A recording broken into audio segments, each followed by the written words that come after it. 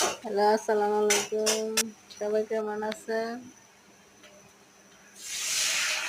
আজকে বিকেলের নাস্তা আমরা বানাইতেছি চনা বুট আর পেঁয়াজ।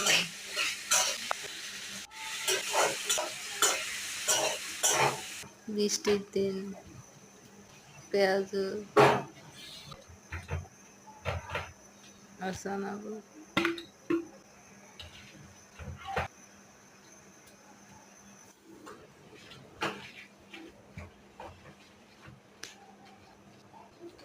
সবাই ভালো থাকেন।